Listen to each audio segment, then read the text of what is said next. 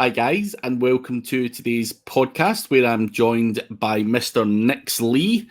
I'm sure Nix needs no introduction to many people in the SEO community. He's always about somewhere on your Facebook or on your videos.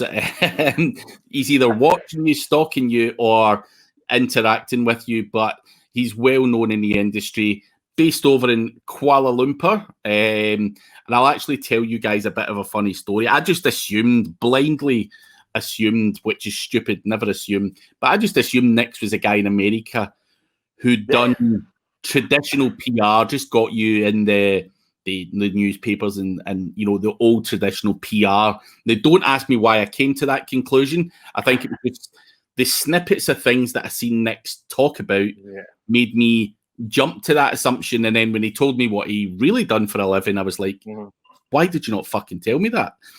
So that is the purpose of podcasts. That's why we've got guys like Nix on to talk about what he does in more detail.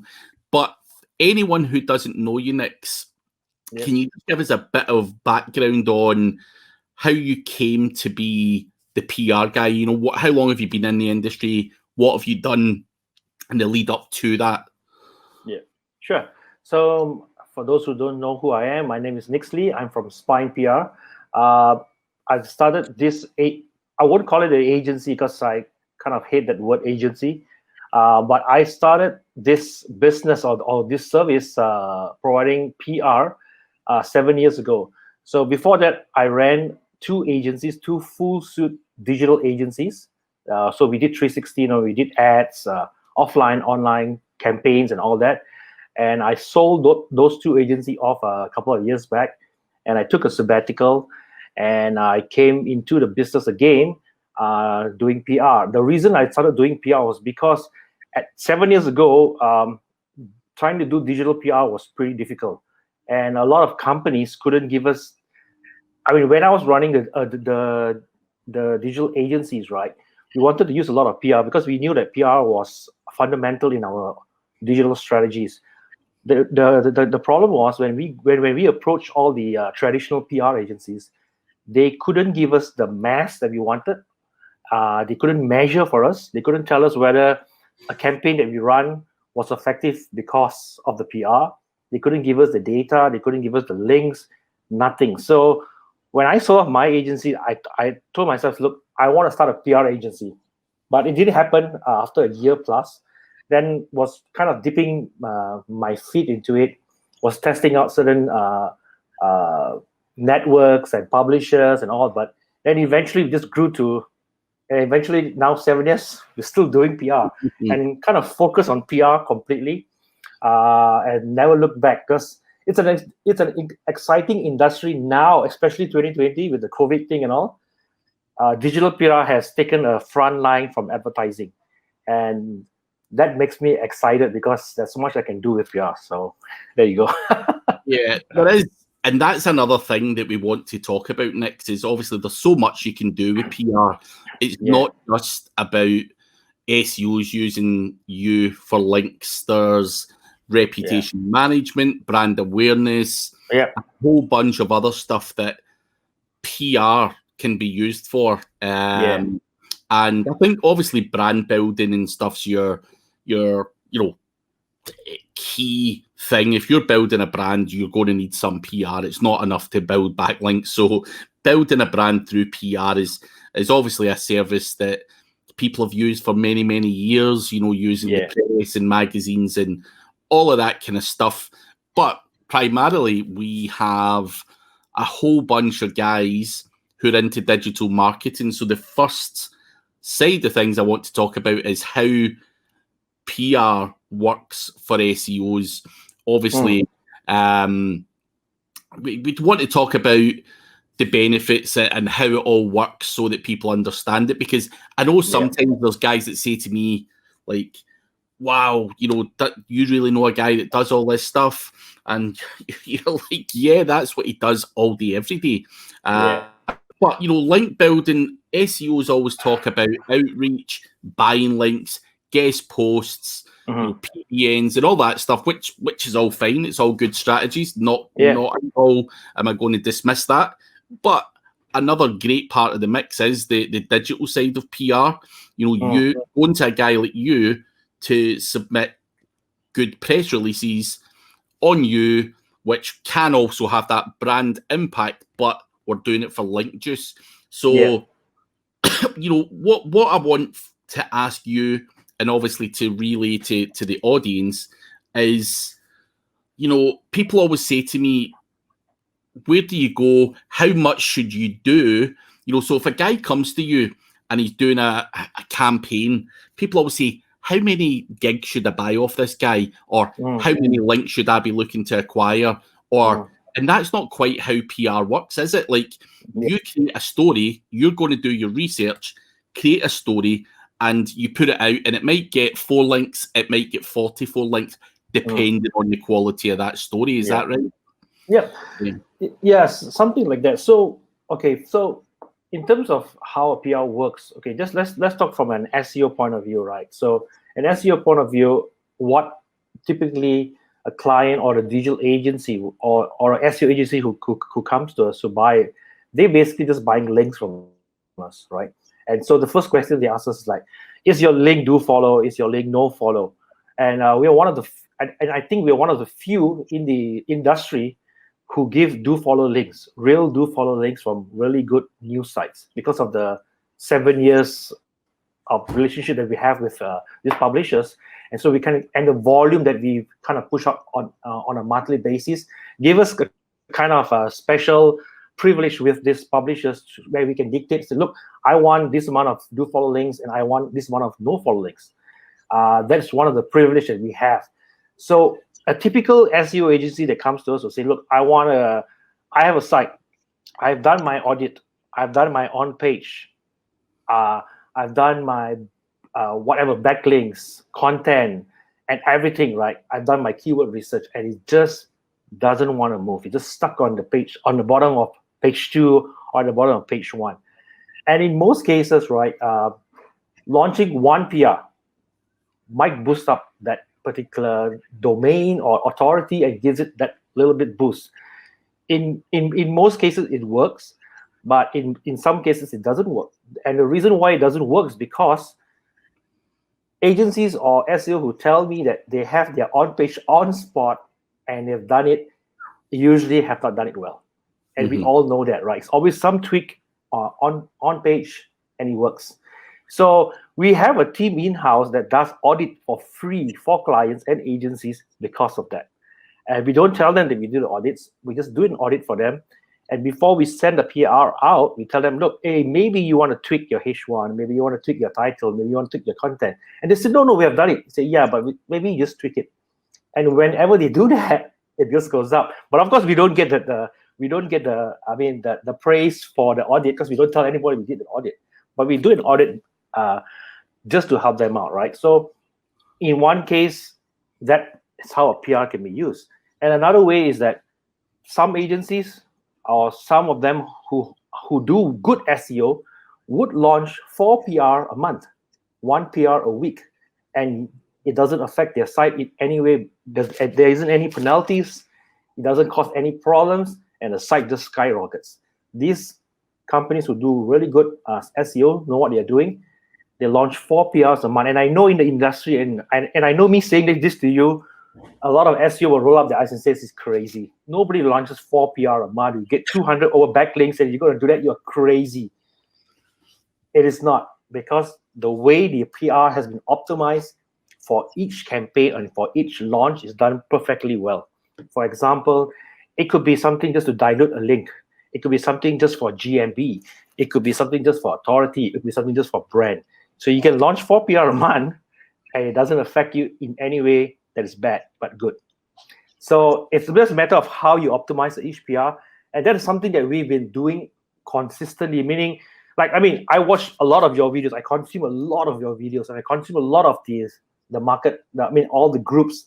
I look at what they are writing. I look at what, most of my time is spent that way, right? Just looking what everybody is saying, all the gurus and all the good guys and all the people who are in the market, in the industry, what are they saying? And we take all that down, we download all that, and on a Friday, every Friday, We look at all the information. We says this is crap, this is crap, this is crap, this don't work.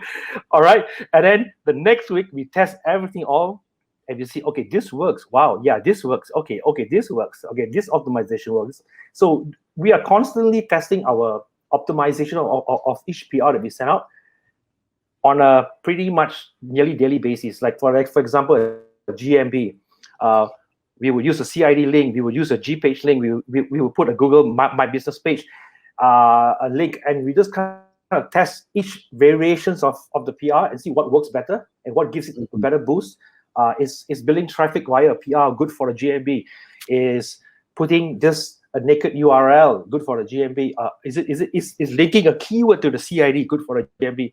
So we do a lot of these tests, and of course I can't tell you whatever we're doing inside, but once we get something that's working well, we'll test it and we'll run it for a couple of months. But we know the SEO industry changes, everything changes so fast. Like, for example, like we will learn something today and in another month it's gone down the drain, like it's obsolete, right? So yeah. So that's the challenge, right? Yeah. Well, no, so, I like what you're saying in terms of, the CID URL, because someone might just do a map embed there when the CID URL is going to work a lot better, in my opinion. Yeah. So things like that are going to make you stand out from the crowd. I quite like that approach to it, because you are trying and testing different stuff. And it's not the PR.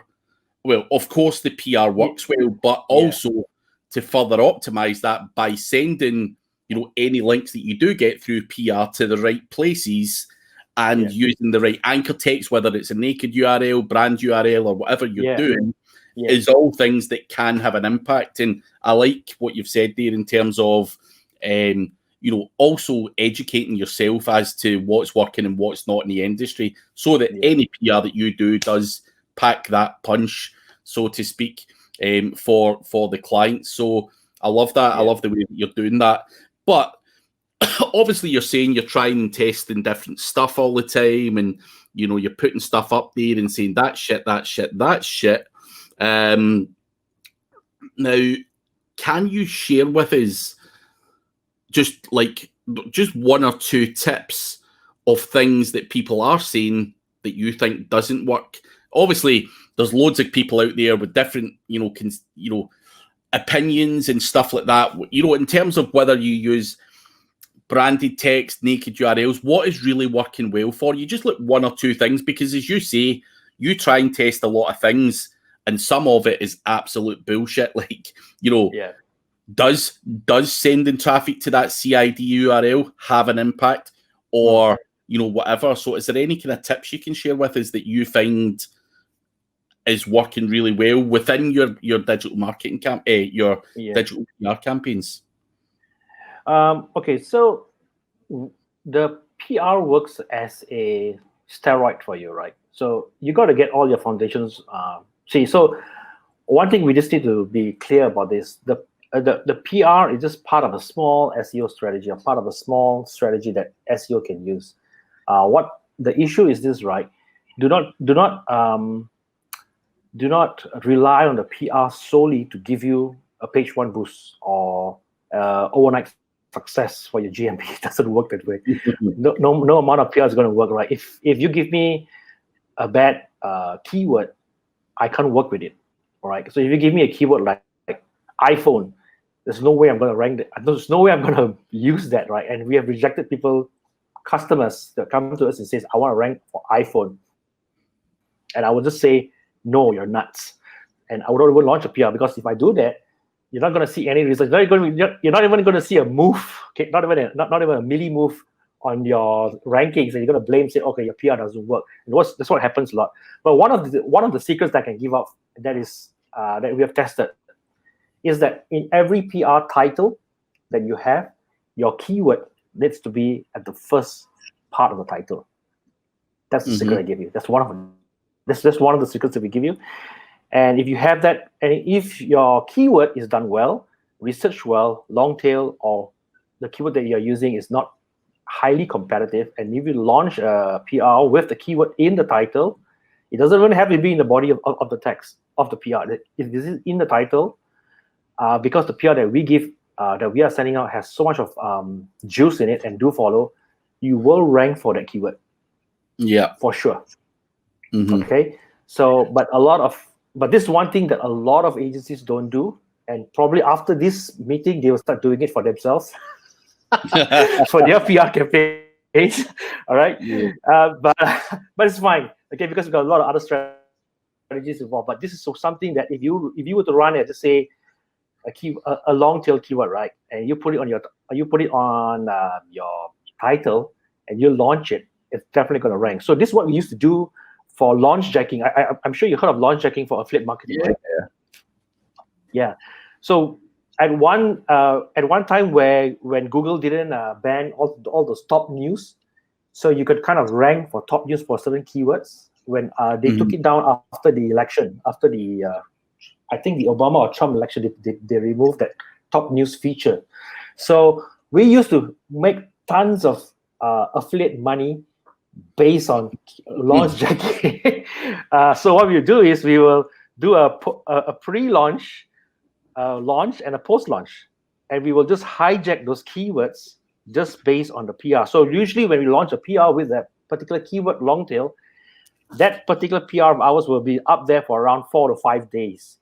And then we'll launch another PR after that, and we'll still stick up there for another 4 or 5 days then after launch. So we tend to make good money from affiliates when Google had that feature. And it still works. I'm sure it still works if you know how to do it well. And we also used to do news jacking, whereby we hijack certain keywords in the news in digital just for affiliate marketing, right? So that's something at the side that we used to do. I mean, we still do it if the affiliate offer is pretty good, and we would still do it.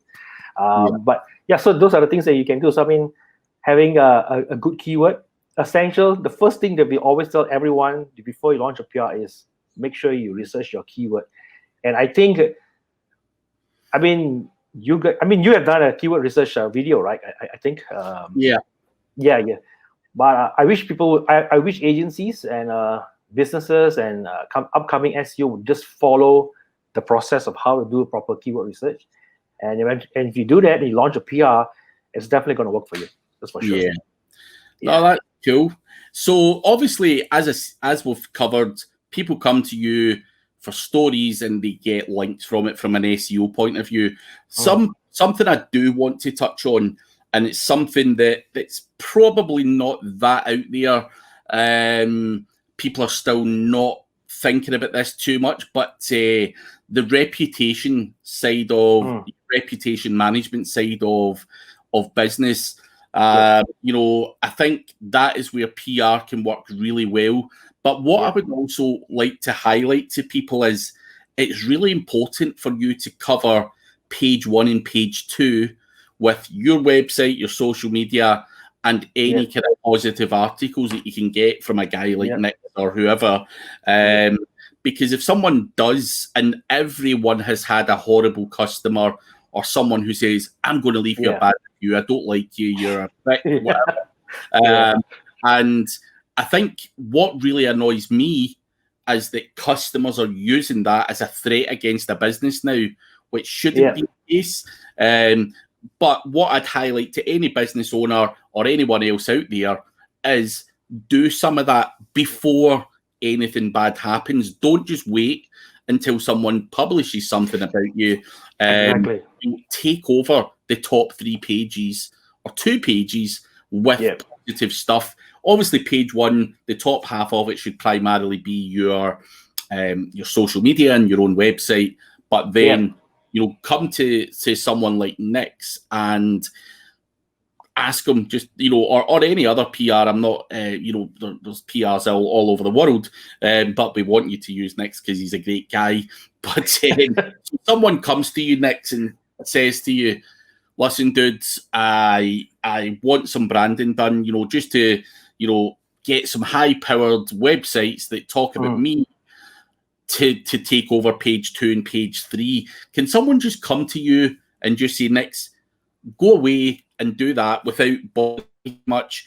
Can you go away and just write up some articles, or do you need the client to be deeply involved with that? Now we don't need them to be deeply involved. We just ask them a series of questions, though. So we have some MI6 people here in our office. Some KGB guys who will go around and snooping around on your social, on your LinkedIn, and they will compile all the data. Of course, they will ask you for a couple of codes and some information that you want to give. But most of the time, these guys will go around snooping around and getting all the information that they need from you, and they'll come up with a draft, right? And they'll send you a draft copy just to make sure that they got certain facts right. Like, for example, like how you thought I was from US and I was actually from Malaysia, so that kind of stuff. Just to get it right. Yeah. So then they will write for you. So the best PR for reputation management and for branding is the best, because it's not so much of an SEO thing, like you're running too many PR things, get your site will tank and all this kind of stuff. This is just basically basically getting your name out there as much as you can, as often as you can, and as frequent as you can. So you can launch 3 PRs, 4 PRs a month, right? We have clients who we just got into the coaching niche. I'll share it, okay? The coaching niche. So the coaching niche, they need to build up credibility and authority, right? So EAT is now very important, right? We all know it's starting to come up, and Google is spending a lot of time on it, right? So using EAT, PR and how we, to build your authority, your trustworthiness, and your expertise. So coaches now are doing this, and even agencies are doing this, right? They are launching like 3 to 4 PR every 2 months. So because the PR kind of gets purged sometimes around 5 to 6 months, unless you're doing some premium PRs, like goes to Yahoo and AP News and all this kind of stuff, that sticks there for a couple of years. But those standard PRs were within the budget. So they will do like 3 PR a month and let it run for the first 2 months, then launch another 3 PR a month and let it launch. So they will point it to their website, to their social, to their LinkedIn, to their Instagram, and just try to get it as much as possible out there. So in that sense, when you type a person's that particular coach name out, you kind of see him everywhere. You see him on Twitter. I mean, the first one that usually comes out on the first page is usually Twitter. So they see Twitter, LinkedIn, Facebook, and some videos, because they embed some videos into the PR and they launched it and it gets ranked. Then it comes onto the website. Then they start seeing them in the news. Oh, okay, you appeared in Digital Journal. When I click on the news, you're there. You're here. You're there. So that's pretty good for brand management, reputation management. If you have a bad review, launching a PR for a couple of months, maybe a 2 to 3 months campaign is definitely going to push that aside, because you're kind of getting like 200 over links or more sometimes just on your brand. So that's effective as a personal branding exercise, I would say. So for someone who's just starting out, who's starting out with a new agency or starting out with a new course or wants to become a coach or whatever, this is the best and cheapest way to get your name out there fast and effectively. That's how I would say that. Yeah. So you've mentioned a couple of times, Nix, that people are running 3 or 4 PR campaigns every month or two. What does something like that on average cost? Now, I know the cost is going to depend on a couple of different factors. Yes, but something like that would cost maybe about, yeah. So I mean, we have many packages that we have. So something like that could cost somewhere around $200. Mm-hmm. $250 around there, give or take. It's just so that we'll rough. It's just so that we have a rough idea of the price point for that stuff. So we are slightly on a higher end. We are slightly on the higher end. That's for sure. But the reason we are slightly on the high end is because of the amount of optimization that we do. So it's not just running a PR for you, right? A lot of consultation. I mean, those who have worked with me before would know that I spend a lot of time and sometimes a few hours or something even a few days doing consultation with them before we even run a PR. So much so that some people think that, dude, just give me the backlinks. Stop being a busybody. Stop asking me so much of questions. Just give me the damn bloody backlinks, right? Yeah. But it's not so much of just giving you the backlinks, right? Because I'm just asking you, what are you going to use this for? How long are you going to run it, right? What do you want to see out of this? What are your objectives? So I ask all the kind of questions, right? And and sometimes it kind of pisses people off because I'm asking too much of questions. But we need to do that because we need to look, for example, like if you launch a PR now, and I say, okay, maybe this is not enough because while my KGB guys and MI6 guys looking around, they said, you can't find this guy anywhere. One PR is not going to do for him. Not going to do anything for him, right? So you need to propose a 2-month campaign or a 1-month campaign where you run 3 PR. So that's what I would tell them. Look, you need to run 3 PR. Whether you have the budget, we can work on the budget with you. But we just want to see you succeed in this. We don't want you to run 1 PR and say it doesn't work because it wasn't enough, and says I will never use a PR again because it failed me. In most cases, it's not because of that. It's because of the strategy behind it, right? So we are very into the strategy part than just the execution part of the PR. Yeah. Yeah. What I also want to touch on as well, Nix, is obviously the PR has those benefits, link juice, brandability, and so on. But obviously, as my own reputation is growing, I have looked into getting other things such as the knowledge graph, Wikipedia, and that type of thing. And obviously PR helps with those things as well, because in order to get the likes of a Wikipedia page, you have to be seen as a noteworthy person. What is a noteworthy person? Someone who's in the news a lot. So this stuff all has a knock-on effect. If you want a Wikipedia, you want the knowledge graph, the feature snippets, and even down to the likes of social media verification and that type of thing. PR goes a long way to helping that, and that's something I just wanted to also throw into the mix for the guys listening, because some people say, well, to hell with PR, I could spend money on some more guest posts. There's more benefits to PR if you understand the mechanics of how everything pulls together and works hand in hand, which PR and getting that Wikipedia or that social media verification and everything else, which we all want. Listen, we all want to be the biggest name in what we do. We all want a Wikipedia. We all want that blue tick in social media. And for me, just doing my research, I found, and I've asked people, like, what's it going to take for me to get a Wikipedia page? And they're just like, dude, you need more PR.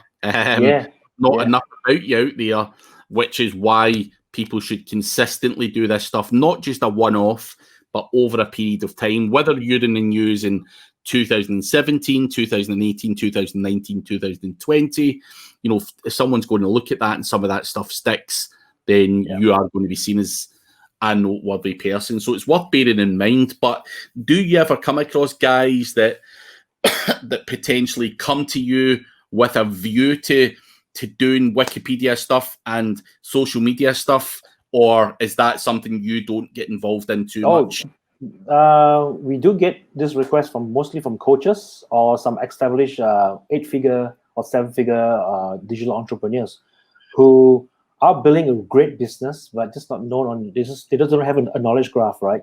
Or they just not in Wikipedia, and it takes a lot of effort to get you into Wikipedia or the knowledge graph based on PR, right? Because when they give me a example of someone that has gone into the knowledge graph in the industry, and when we look back at that guy, he has like maybe 6, 7, 8 years of press releases or PR mention or media mention about him on videos, tons and tons of videos about him, and mentioned in he's appeared in many conferences and all this kind of stuff. And because his name has been typed out so much and people are searching him so much, he would appear on a knowledge graph. So yes, a PR can be used for this, and it needs to be consistent. The issue with a lot of them who want to do this, they're not consistent. Like they'll do like maybe 2 PR a month, then they just kind of lay off and do it another 6 months.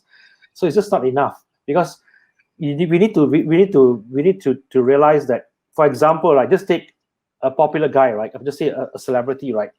The amount of PR, because I've been in this industry before, where we work with celebrities and all that.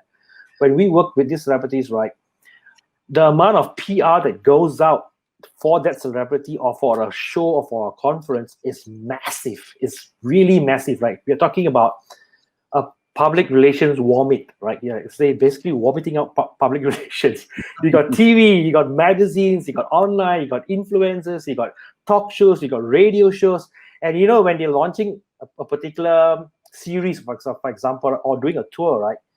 They would probably visit like 30 to 40 radio stations in one city, and jump to the next city and go again. 30 to 40 radio stations, appear in morning talk shows, come out in magazines, do photo shoot, this and that, do special events in some home, and all that is just PR basically. So they're talking about a massive amount of PR for 6 or 7 months. They're spending millions of dollars on PR, but people don't see that. They just, it's PR, but it's millions of dollars on PR. So of course they're gonna come out in the knowledge graph, and Google's gonna say, hey, this guy's relevancy, the name to the PR makes some relevance, right? And so it comes out, unless if you want it fast, you can always do a song or become a singer and you'll definitely get the blue tick and knowledge graph in Wikipedia. So that's the fastest way of getting a Wikipedia knowledge graph blue tick, is to become a celebrity singer and start singing some songs. That's pretty fast. You can do that in a couple of months. But if you're talking from a business point of view, it'll take a massive amount of PR, which all savvy business people know that.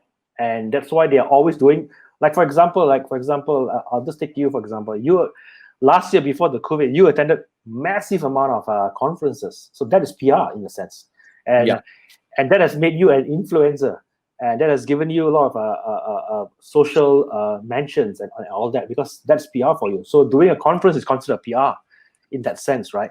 Yeah. So when you have a guy who is doing well in business, 6, 7, 8 figures, but he doesn't do any PR, it's going to take some time. It's like starting from scratch, like building him all the way up, right, to celebrity status or authority status, right? So it'll take some time, but it can be done definitely for sure.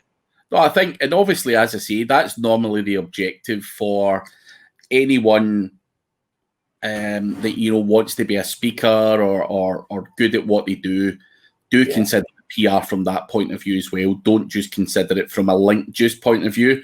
Although link juice as an SEO, let's not kid ourselves, it still works. And, that's for sure. That's for sure. But obviously, for this show, I wanted to cover a couple of different benefits to PR, but there's more benefits than just the stuff we've covered. But you mentioned celebrities and stuff like that. Now, you're saying celebrities get so much PR. Like, does every celebrity just have a full-time PR person? Is that how that works? Oh yeah, definitely. So their agents will have PR people running for them to control the narratives that people say about them, to control any reputation management for them. So the PR is always there, running for them. Like, I remember when we had to work for a brand that were promoting Neymar, the Brazilian guy, the footballer. The first team that came from Brazil to Malaysia for that campaign was their PR guy. And their PR team came in here and said, okay, this is what we're going to do. This is the narratives. This is how we're going to position him. This is what we're going to say. And this is this is where we want to go. These are the radio stations we want to go. These are the questions you can ask him. These are the questions you cannot ask him. Blah, blah, blah. So the PR team was here first doing all that before anybody else came in. So once that was done, then we could meet him and things that we could do or we couldn't do, fans, what kind of fans could we bring in, and all that kind of stuff. Everything was run by the PR company, and everything was systematically done so that they knew, okay, when he does this, he does this, he does this, he does this. This is what happens. Even from the clothing that he wore, because he had works with Nike. So these are the colors he's going to wear today. This is the colors he's going to wear today. This is the colors he's going to wear today. These are the shoes. Everything was PR, right? So massive. It goes down on a real serious level then, down to what you can ask him. I'm just curious. I've never done anything with someone as high profile as Neymar. I would always be curious to hear about. We can do that. We can do that. the simplest thing we ask is this: how do you promote yourself every day, 24/7, 365 days? What can I do to promote myself every single day via PR? That's the question that we ask. That's what the PR. I mean, this is what we learned from the celebrity PRs. I would say it's from the celebrities and from their PR firms. That's the question they ask every day. What can I do to promote this guy to the world? 24/7, 365 days. Do you never run out of ideas? Like, no, man. You've got someone, right, and they're going to say, I'm the best at SEO, I'm the best speaker, I've given away a free course, I've done this, I've done that, but surely you cannot do PR. There is so many ways you can do PR, right?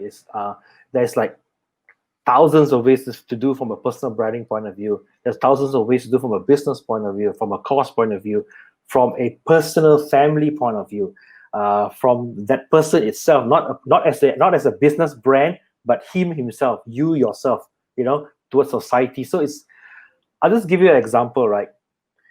When Bill Gates formed Microsoft, right? He was one of the. I mean, nobody really liked Bill Gates a lot because of his arrogance and all. This young, scrawny guy who's extremely arrogant, and he wasn't really a good boss, I will say. By him moving towards the health industry or becoming a philanthropist and giving away his billions, overnight kind of shifted his PR, his image to the Mr. Good Guy, right? Yeah. Let's not talk about the COVID part, okay? Because let's not talk about all the conspiracies and all that kind of stuff. But Bill Gates, this irritating young lad who was extremely annoying and rude, shifted his entire when he went into philanthropy and helping the world with health and all. He became overnight success. His PR changed. He became one of the most top guys, besides having his billions, but now one of the most loved guys because he was helping doing research and all that. So people loved him because of that. And everybody wanted to everybody loved him. But I mean, don't talk about COVID lah. But at that time when he shifted that, so can you imagine a shift in the narrative just because of PR? And he had so much of free publicity, and because of that, he made his billions.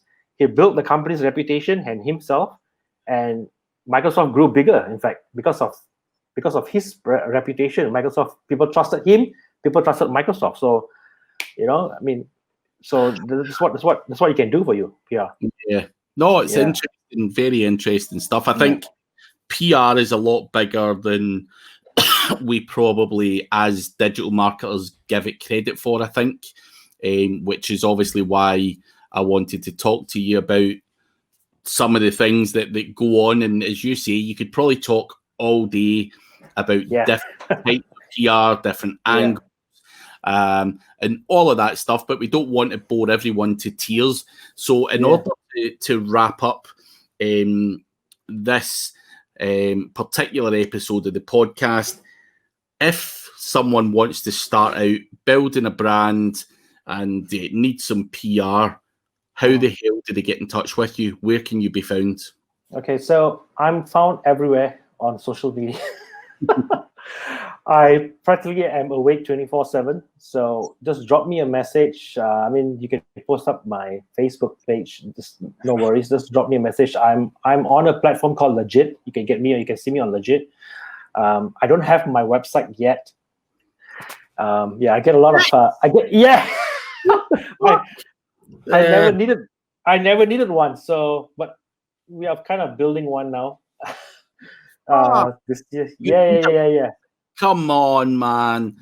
Yeah. So I'm always embarrassed to say that, but for the last 6 years, we never had a website, a functional working website, I would say. So we're building one this year, so that will be out. But I'm on social media everywhere. You can see me with the guy with the mug. I'm holding the mug, and you see me everywhere. Just drop me a message. I'm very, very friendly, unless you're selling me backlinks. But just drop me a message. I'm willing to talk to you. Very agency, freelancer, individual business, or whatever. I'm game to speak to you because I'm really passionate about this industry, and I think it's just going to be something that's going to be flying after the COVID or during the COVID. So, in fact, our business kind of picked up during the COVID season when everybody started realizing that digital PR was essential because they had to close their business down. So we saw a spike in our orders and our inquiries and agencies, and even traditional agencies are now coming on board and being partners with us because they know that traditional is dead. It's like basically almost dead. So they need to use digital now, and agencies are coming on board, and everybody, I mean, even personal development guys are all coming to us, and we're getting a lot of that inquiries of how to build your brand, like what we're talking about, just how to build a brand. Of course, SEO is SEO, but all the other aspects are all coming on board. Like even guys who launch conferences, they are launching PR before the conferences just to build a brand, just to get more ticket sales and all that kind of stuff. So because if anybody were to go online and to check about the conferences, they can see a PR written about the conferences. That gives some sort of validity and authority towards the conference and the speaker. So people tend to buy the tickets just to go and view them because of that. So yeah, it's massive now. Yeah, so it's definitely massive, and I think something that people should double down and take full advantage of, just, you know, not even for the short term, for the longer term benefits that it all provides. And it's extremely cheap now, Craig. I mean, let's not talk about traditional PR. I mean, 6 years ago, if I wanted to get into one news outlet, it would cost me like $10,000, right, just to get me into one small outlet, or to get just an interview, right? It's not that anymore. Now, for less than $100, you can get yourself into 200 top news sites. That could never happen 6, 7, 8 years ago, but it's happening now, and it's crazy, right? Like for example, right? This is something like what we would say, right? Get on YouTube, guys. Make a video, become rich from YouTube, right? You can make money on YouTube, free platform. Just put your damn videos up there, and you can do something with it, right? The same thing with PR. For less than $100, you can do that, and people are not using that. It's crazy. That's crazy, I'll say. You know what I mean? Yeah. Take full advantage, guys. Anyone start doing it. It's not, you know, I always thought PR was always going to cost thousands and thousands and thousands of pounds. And now you look around and guys are selling nice gigs on like legit, which your legit link will go below when this goes live. You can order from Nix and try it out, see where it goes, and obviously scale up from there. And get more of that stuff. While it's working, take full advantage. I'm pretty sure digital PR is not going anywhere anytime fast anyway. But while it's hot and cheap, I would be knuckling down and taking advantage, because definitely. Not everyone is, and when everyone does, the price is going to increase and due to demand. So strike while the iron's hot, or you'll be watching this video in a few years' time going, fuck. I should have jumped in because it's going to cost a lot more. So definitely. So Nix, thank you very much for your time today and sharing your tips and advice. And guys, the links are below for Nix's social profiles and is legit. And hopefully we'll see Spine PR on the internet soon as well. So good luck with the new website. Hey, thanks, Craig. Thanks for having me. It's a real pleasure talking to you guys.